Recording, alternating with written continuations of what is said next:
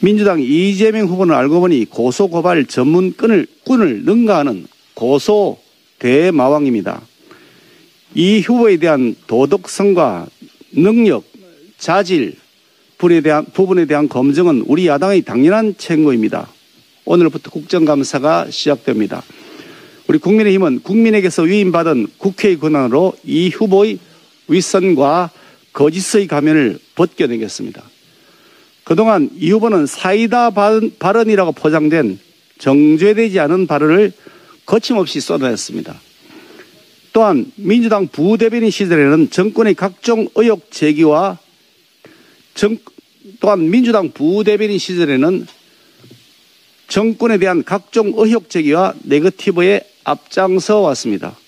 그런데 정작 이 후보는 자신이 공직자가 된 이후 자신에 대한 각종 의혹 제기와 보도에 대해서는 고소 고발을 남발했습니다. 자신에게 가해지는 비판과 문제 제기를 고발로 풀어왔던 것입니다. 내로남불 정당에 딱 맞는 내로남불 후보입니다. 이 표 보시면 아시다시피 이재명 후보는 야당 국회의원, 언론인, 공무원, 일반 국민 등 상대를 가리지 않고 고소 고발을 일삼아 왔습니다. 특히 대장동 게이트를 첫 폭로한 기자에게는 2억 원 손해배상 소송으로 협박해서 후속 보도를 원천 봉쇄하고 재갈을 물리려 했습니다. 심지어 언론 인터뷰에 응했던 사람까지도 고발했는데 알고 보니까 고발당했던 그 사람은 이 후보의 검사 사칭 범죄에 대해 유죄 판결을 선고했던 법관 출신 교수였습니다. 보복 고발을 한 것으로 볼 수밖에 없고 잠시 멈췄다 하겠습니다. 고소 고발을 워낙 많이 하니까 패널도 놀란 모양입니다.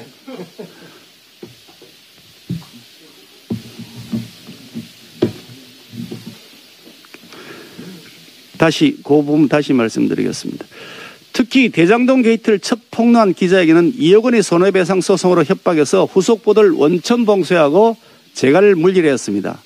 심지어 언론 인터뷰에 응한 사람까지도 고발했는데 알고 보니까 고발당했던 그 사람은 이 후보의 검사 사칭 범죄에 대해서 유죄 판결을 선고했던 법관 출신 교수였습니다.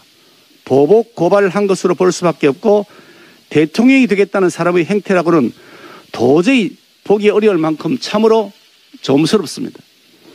이재명 후보는 자신과 은수미 성남시장의 조직폭력배 유착 의혹을 제기했던 SBS 그것이 알고 싶다에 대하여 정정보험이 1억 5천만 원 손해배상 청구 소송을 제기했다가 슬그머니 취소한 사실도 있었습니다. 은수미 시장 역시 SBS에 그 프로그램에 대한 소송을 제기했지만 은수미 시장 패소했습니다. 2020년 2월 방심위는 SBS의 의혹 제기가 공익에 부합한다고 판단했습니다. 결국 이 후보가 공직자 윤리에 관한 언론의 합리적 의혹 제기를 소송으로 막으려 했던 것으로 볼 수밖에 없습니다. 가히 고소 대마왕답습니다. 그런데 이 도표에 기재된 전체 고소 고발 소송건 중에서 이재명 후보 본인 입으로 설계는 제가 한 것입니다 라고 시인했던 대장동 개발 의혹과 관련된 것이 무려 4분의 1 이상을 차지하고 있습니다. 성남시장 시절 최대 치적 사업이라고 큰 소리 치더니 관련 의혹에 대해서는 매우 유독하게도 신경질적인 반응을 보이는 것은 매우 비상식적입니다. 무엇보다 이 후보가 가짜 총각 행세를 했다면서 공개 비판을 하고 있는 여배우에 대해서 이 후보는 어쩐지 소송을 제기하지 않고 있습니다. 이 지사는 최근 한 예능 프로그램에 나와서 온몸에 점이 없다라고 말하면서 그 여배우의 주장을 연상시키는 발언을 했는데 이 여배우 주장에 대해서는 소송 조치를 하지 않고 있는 것이 고소 대마왕답지 않은 매우 이례적 상황이 아닐 수 없습니다. 이 후보는 독재 군주의 공포 정치를 떠올리게 합니다. 대통령 될 자질 자체가 없습니다. 행여 대통령이 된다면 대한민국은 국토 곳곳이 그야말로 민관 공동개발이라는 미명하에 검은 돈이 오가는 아수르판이 될지도 모르겠습니다. 국민들과 언론은 대통령에 의해서 고소 고발을 당한 일이 부지기수로 생길지도 모르겠습니다. 이 후보는 지난해 대법원의 판결을 선고받은 다음에 거짓이 진실을 이길 수 없다는 믿음, 정의에 대한 믿음을 다시 한번 확인해 주셨다라고 말을 했습니다. 하지만 알고 보니까 이 후보에게 무죄 판결을 선고했던 권순일 대법관, 그 사람 자신이 거짓말쟁임이 드러났습니다. 특히 권 대법관은 2015년에는 이 후보와 유사한 방송토론 허위사실 유포 사건에 대해서 근거 박약한 의혹 제기로 유권자의 선택을 오도했다면서 유죄 판결을 선고했습니다. 유사한 사안을 두고 다른 판결을 내린 근거가 무엇인지, 화천대유의 검은 돈과 관련된 것은 아니지 국민들의 의구심은 더욱 커지고 있습니다.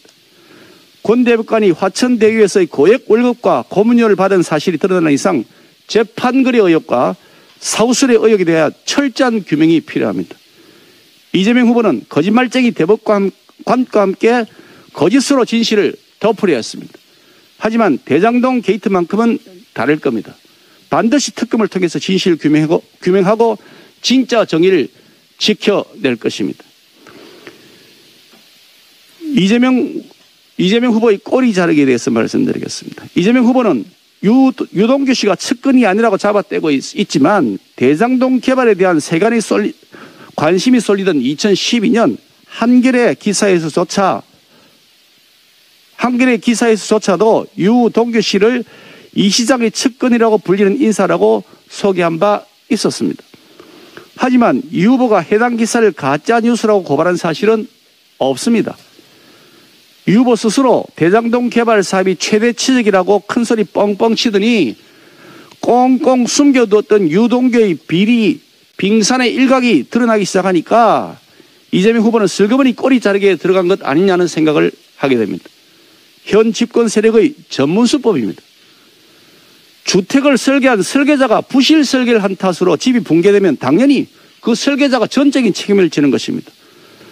설사 공사업자가 공사를 하면서 뇌물을 받았다 하더라도 공사업자가 뇌물 받은 것만 처벌되는 것으로 끝나는 것이 아닙니다. 붕괴의 근본 책임은 엉터리 부실 설계한 그 사람에게 있는 것은 당연한 이치입니다. 이 후보 스스로 설계를 제가 한 것이라고 실토했습니다. 당연히 설계자인 이재명 후보에게 모든 책임이 있는 것입니다. 검찰에 제출된 녹취록에는 대선을 언급하는 대목이 있다고 하는 언론 보도를 봤습니다. 만약 그 언론 보도 내용이 사실이라면 이재명 후보의 대선 자금을 모으기 위해 검은 돈 거래가 오간 것 아니냐는 합리적 의문이 생기지 않을 수가 없는 것입니다. 이처럼 사안이 중대한데도 검찰과 경찰은 미지근한 보여주기식 수사를 하고 있습니다. 검찰이 압수수색을 했다 하는데 유 씨의 휴대폰조차 압수되지 않은 것으로 보입니다. 과연 압수할 의지가 있었는지조차도 의문입니다. 수사의 기본조차 지켜지지 않고 있습니다. 경찰은 5개월 동안이나 수사를 뭉갰습니다.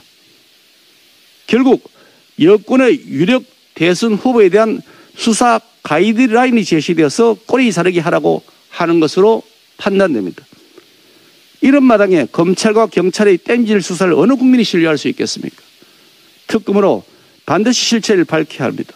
이재명 후보는 더 이상 국민을 기만하면서 빠져나갈 국민만 할 것이 아니라 국민 앞에 정중히 국민 기만죄에 대하여 사죄하고 후보직을 사퇴해야 마땅합니다. 국군의 날과 관련해서 간단하게 말씀드리겠습니다. 오늘은 국군의 날입니다. 지금 이 순간에도 국토 수호를 위해 젊음을 바치고 있는 60만 대한민국 장병들의 희생과 헌신에 감사드립니다. 북한은 지난 28일 극초음속 미사일 발사에 성공한 데 이어 어제는 반항공 미사일을 시험 발사하는 등 무력 도발을 이어가고 있습니다. 하지만 문재인 정권은 굴종적 대북 정책의 미몽에서 벗어나지 못한 채 북한에 대한 지원에만 목을 메고 있습니다. 대한민국 안보는 그 어느 때보다 위태로운 상황입니다. 60만 군 장병들은 대한민국 안보의 최전선을 지키고 있습니다.